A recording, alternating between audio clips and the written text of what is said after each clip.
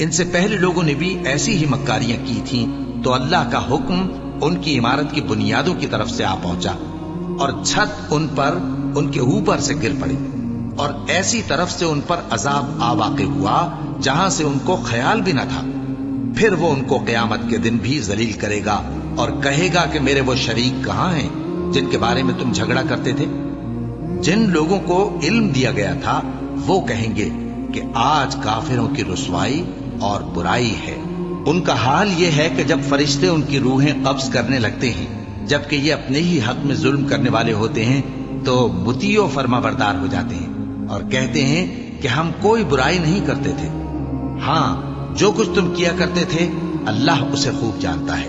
سو دوزخ کے دروازوں میں داخل ہو جاؤ، ہمیشہ اس میں رہو گے، اب تکبر کرنے والوں کا برا ٹھکانہ ہے۔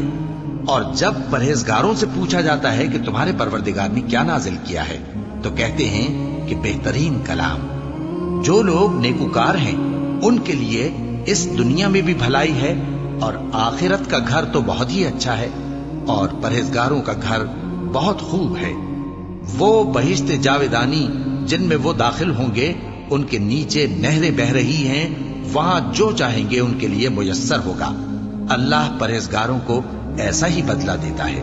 ان کی کیفیت یہ ہے کہ جب فرشتے ان کی جانیں نکالنے لگتے ہیں اور یہ کفر و شرک سے پاک ہوتے ہیں تو سلام علیکم کہتے ہیں، اور کہتے ہیں کہ جو عمل تم کیا کرتے تھے ان کے بدلے میں بہشت میں داخل ہو جاؤ۔ کیا یہ کافر اس بات کے منتظر ہیں کہ فرشتے ان کے پاس جان نکالنے آئیں یا تمہارے پروردگار کا حکم عذاب آ پہنچے؟ اسی طرح ان لوگوں نے کیا تھا جو ان سے پہلے تھے، اور اللہ نے ان پر ظلم نہیں کیا بلکہ وہ خود اپنے آپ پر ظلم کرتے تھے۔